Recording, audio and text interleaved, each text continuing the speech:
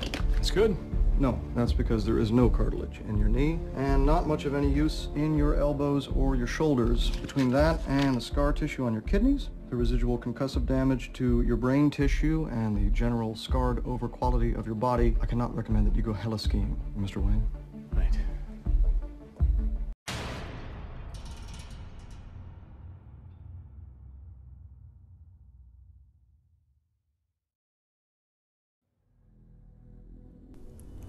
Now, there's a reason why I used that clip at the beginning of the show.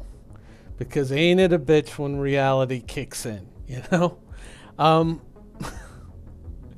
Recently when I showed that little snippet of the new Mustang, we had seen some preview images earlier, some little shots here and there. And I kind of looked at him a little bit crooked-eyed, and I was like, I don't know. I'm still willing to give it the benefit of the doubt. That panel obviously is much larger than the original version of the Mustang, the one that is playable in game right now. But I'm willing to wait and see what it looks like in 3.3. I'm willing to give it the benefit of the doubt for now and just say, you know what, let's see what they did with it. Because I think that what we've heard from developers, certainly in the last 3 to 4 months, is that there's a lot more awareness of the realistic limitations of the Star Citizen universe. A long time ago, I made a video where I basically, I wanted to see if I could trick a response out of the people who watched the video. And I said, why not just make Star Citizen in the third person? Why not just allow people to play their ships in the third person if they choose to? And oh no, this is a first-person game. You signed up for a first-person game experience, and you got to play it in the first person. Everyone knows that it's a first-person game experience. Just the same way that you say there's going to be piracy.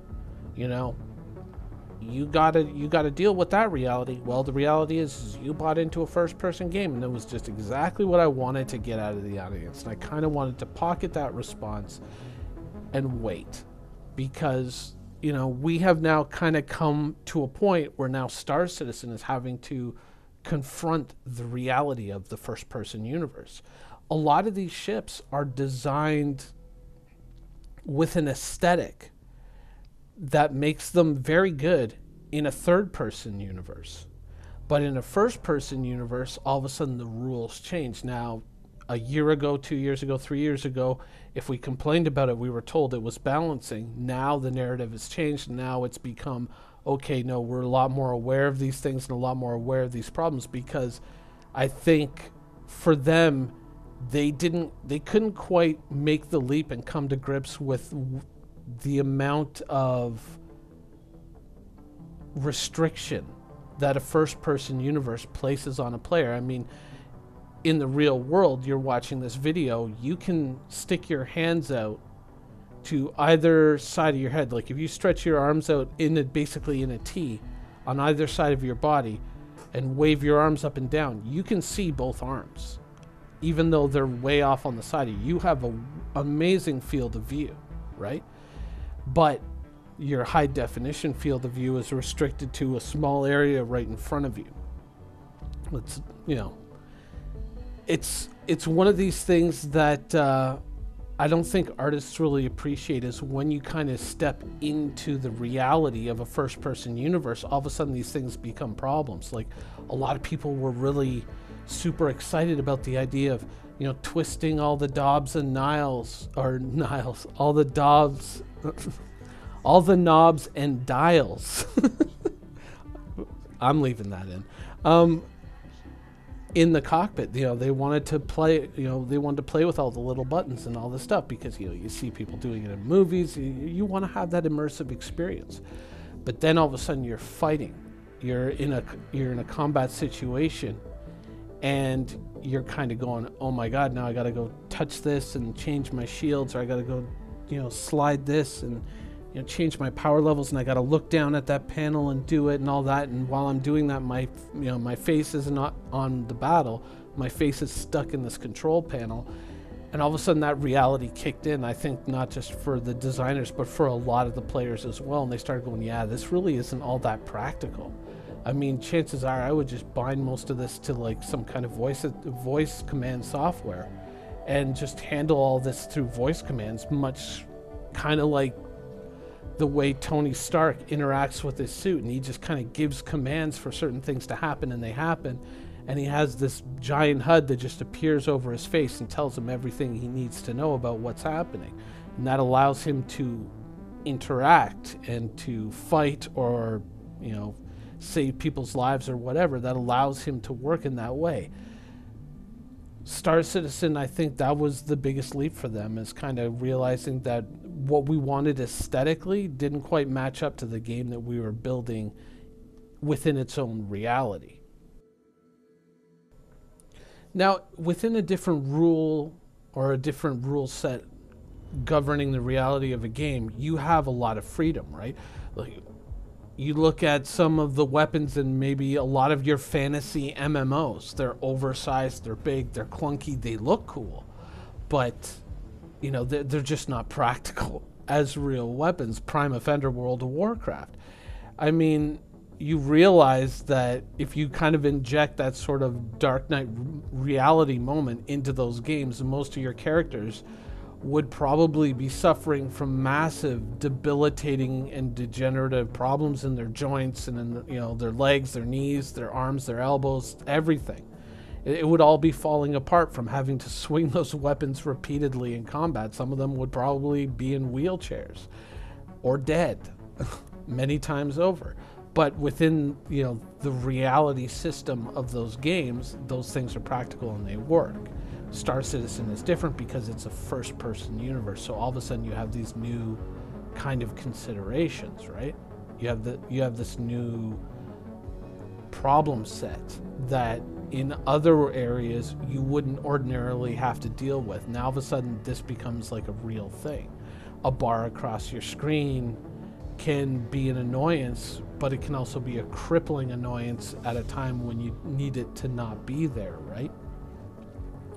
And I think that is, you know, that is kind of the shift that we've seen in CIG over the last few months, has been like, and you know, nothing extraneous in the cockpit to block your view. You know, we're looking a lot, you know, we're making changes to the cutlass, we're making changes here, there, you know, they made changes to the 600i, getting rid of the struts.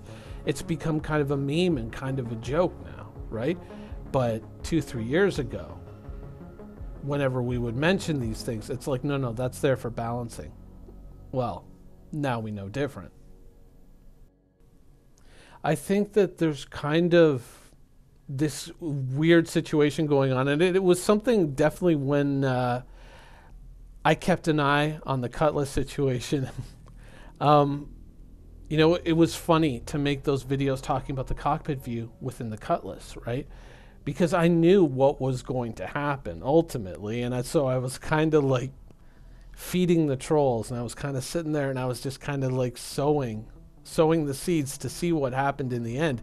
And it was very funny to see that once the fix came in, once the cockpit view was changed, ultimately everyone was like, yeah, this is totally better. This is, oh my God, this is so much better. And all the people are saying, like, no, that's balancing. Oh, you don't know what you're talking about. I think it's just fine.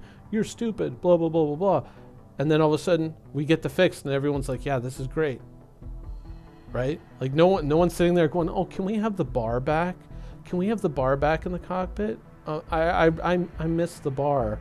I mean, there are, you know, well, people want the fan back. I know that much. And I kind of miss it too, as a little aesthetic thing, but it wasn't really something that was obstructive, right? So I think that it's very interesting that we've kind of gotten to this point now. And, you know, I made a video months ago where I talked this. I said, you know, I think this battle is kind of won.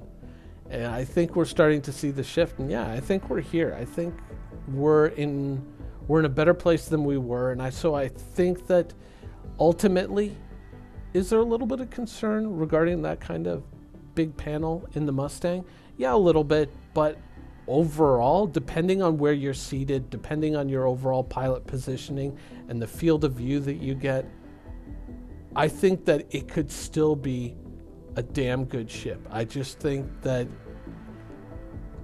hopefully when the artists are working on it, that they're kind of envisioning it as a combat vessel and not just as a standalone model that you stick on your desk that looks cool, but something that has a practical usage in the Star Citizen universe. I think we're at that point. And so even though, yeah, that panel is a little bit big in the video that we saw, I think that I am going to reserve comment on it until I see it in the universe, because I still think that they can pull it off even with that panel. So fingers crossed, willing to wait and see. Anyways, that's the video for today. I hope you guys enjoyed it, and thanks for watching.